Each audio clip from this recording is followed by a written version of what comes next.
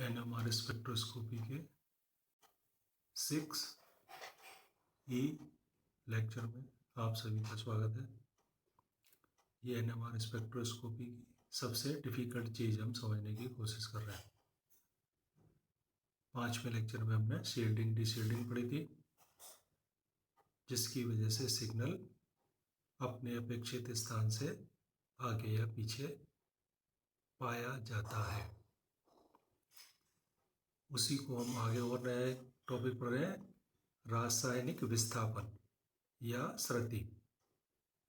English में कहते हैं इसको केमिकल शिफ्ट, यानी सिग्नल एनवायरनमेंट के द्वारा शिफ्ट हो जाए, केमिकल शिफ्ट।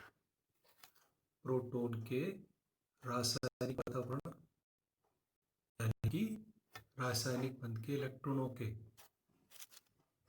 कारण उत्पन्न प्रेरित चुंबकीय क्षेत्र के कारण प्रोटॉन के अवशोषण की स्थिति शिफ्ट विस्थापित हो जाती है। जब प्रोटॉन का परिरक्षण शील्डिंग होती है तो सिग्नल कहाँ चला जाता है? अप फील्ड में। कोई विस्थापन नहीं, ये पोजीशन है। यदि शील्डिंग हो गई तो वो कहाँ जाएगा? उसको कहते हैं अप फील्ड में। और यदि डी शील्डिंग होगी तो फिर कहाँ जाएगा? वो डाउन फील्ड में। तो इस तरह से ये सिग्नल आपके अपनी पोजीशन से खिसक जाता है। इसको ही हम केमिकल शिफ्ट कहते हैं। अब इस सिग्नल की पोजीशन को या शिफ्ट को ज्ञात करते हैं एक स्टैंडर्ड्स रेफरेंस संदर्भ यौगिक के प्रोटॉनों के सिग्नल के सापेक्ष। और ऐसा संदर्भ यौगिक हमारा है टेट्रामेथाइल सेलेन। इस टेट्रामेथाइल सेलेन में आपके 12 प्रोटॉन है। तो इस टेट्रामेथाइल सेलेन का ही उपयोग संदर्भ यौगिक के रूप में क्यों किया जाता है? क्योंकि इसमें क्वालिटी है कि इसकी बहुत कम मात्रा से ही प्रबल स्ट्रॉन्ग सिग्नल प्राप्त होता है, क्योंकि इसमें 12 समतुल्य प्रोटॉन है।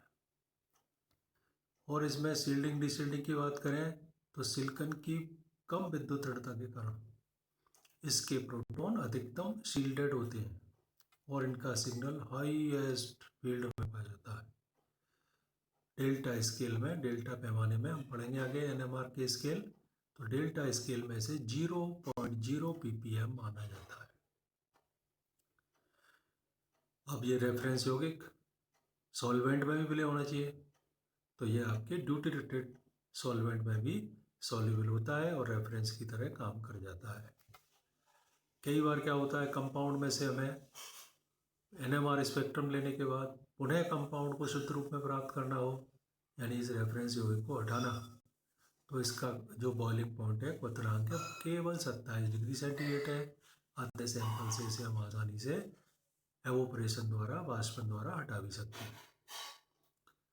ये रेफरेंस यौगिक कंपाउंड ऑर्गेनिक कंपाउंड से रिएक्शन नहीं करना चाहिए। यदि रिएक्शन कर लिया तो फिर संदर्भ यौगिक के रूप में कैसे यूज करेंगे? तो ये भी विशेषता है इसमें कि ये अक्रिय है और इसे हम आसानी से कार्बनिक यौगिकों से क्रिया नहीं करता है और एवोपरेशन से हटा सकते हैं। तो अब केमिकल शिफ्ट की डेफिनेशन फिर यहाँ दे सकते हैं हम। टीएमएस सिग्नल तथा प्रोटॉन के सिग्नल के मध्य जो शिफ्टिंग हो उसको हम केमिकल शिफ्ट कहते हैं। यहाँ हर एक में भी मैं पहले बता चुका हूँ, जब कोई शिफ्टिंग नहीं है तो सिग्नल यहाँ है। यदि वो शील्डेड हो गया तो वो हाई फील्ड में आ जाएगा, ये केमिकल शिफ्ट कहलाएगी। यदि डीशील्डिंग हुई तो वो डाउन फील्ड में चला जाएगा और आपके पीछे की तरफ प्राप्त होगा। अब एनएमआर स्केल।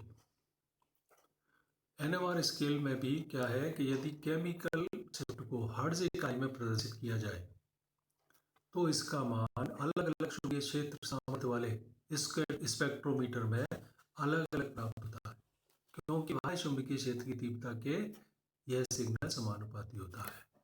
जैसे यदि हम 60 मेगाहर्ट्ज के स्पेक्ट्रोमीटर में काम करते हैं या 100 मेगाहर्ट्ज के में करते हैं। तो एक ही प्रोटॉन का 60 मेगाहर्ट्ज वाले स्पेक्ट्रोमीटर में सिग्नल यदि 60 हर्ट्ज पे आ रहा है तो उसी का 100 वाले में सिग्नल आएगा आपके 100 हर्ट्ज पे। 60 हर्ट्ज पे 60 मेगाहर्ट्ज में, 100 हर्ट्ज पे 100 मेगाहर्ट्ज में, क्योंकि ये आपके सिग्नल किसके होता है, बाह्य चुंबकीय क्षेत्र की तीव्रता के समानुपाती होता है। इसलिए केमिकल शिफ्ट को बाह्य चुंबकीय तीव्रता पर निर्भर न करने वाली डायमेंशनलेस विमाहीन इकाई के रूप में प्रदर्शित किया जाता है, और वो इकाई है चुंबकीय आघूर्ण के, लगाए गए चुंबकीय आघूर्ण के ppm पार्ट पर मिलियन के रूप में व्यक्त करते हैं। NMR स्पेक्ट्रोस्कोपी में दो प्रकार के स्केल का उपयोग किया जाता है। एक है यहाँ डेल्टा स्केल। इसमें जो TMS संदर्भ यौगिक का सिग्नल है उसको शून्य मानकर इसके सापेक्ष अन्य प्रोटॉनों के केमिकल शिफ्ट का मान बढ़ता जाता है। इसे निम्न सूत्र से ज्ञात करते हैं। डेल्टा की वैल्यू बराबर TMS के सापेक्ष प्रोटॉन की केमिकल शिफ्ट हर्ट्ज में बटे स्पेक्ट्रोमीटर में प्रयुक्त आवृत्ति गुणा पार्ट पर मिलियन है 10⁶। जैसे 300 मेगाहर्ट्ज इकाई के स्पेक्ट्रोमीटर में यदि बेंजीन प्रोटीन की केमिकल शिफ्ट 2181 2181 हर्ट्ज प्राप्त होती है तो डेल्टा स्केल में इसका मान निकालने के लिए कितने पे सिग्नल आया, 2181। कौन से स्पेक्ट्रोमीटर का यूज़ किया है, 300 मेगाहर्ट्ज। 300 को भी हम हर्ट्ज में चेंज करेंगे, 300 गुणा 10⁶ और गुणा 10⁶, यानी कि ये वैल्यू आई 7.27 ppm। ये आपके कैसे बढ़िया है स्केल, कैसे सारे किसी भी स्पेक्ट्रोमीटर में 60 हर्ट्ज में, 300 हर्ट्ज में, 100 हर्ट्ज में यूज करें। जैसे यहाँ निकाला है हमने, ये यदि सिग्नल आ रहा है 60 हर्ट्ज पे, कितने 60 मेगा हर्ट्ज वाले स्पेक्ट्रोमीटर में, तो वैल्यू कितनी आई है 1 ppm। यदि 100 मेगा हर्ट्ज वाले स्पेक्ट्रोमीटर का यूज किया तो सिग्नल कहाँ आया, 100 हर्ट्ज पे, यानी यहाँ भी वैल्यू 1 ppm आई। यानी इस प्रकार ppm में सिग्नल का समान मान प्राप्त होता है। दूसरा स्केल है टॉय स्केल। इसमें TMS के सिग्नल को 10 पे मानते हैं। डेल्टा में 0 पे माना गया था, यहाँ 10 पे मानते हैं, और अन्य प्रोटॉन की केमिकल शिफ्ट का मान इसके सापेक्ष कम होता जाता है। वहाँ बढ़ता जाता था, यहाँ कम होता जाता है। इन दोनों स्केल में निम्न संबंध है, टॉय बराबर 10 माइनस डेल्टा। जब बेंजीन प्रोटॉन के लिए डेल्टा का मान 7.27 ppm है तो टॉय स्केल में मान इसका 10 माइनस 7.27 यानी 2.73 ppm होता है। जो लगभग सभी महत्वपूर्ण कार्बनिक यौगिक प्रोटॉन है उनकी केमिकल शिफ्ट डेल्टा स्केल में 0 से 10 ppm के क्षेत्र में प्राप्त हो जाती है।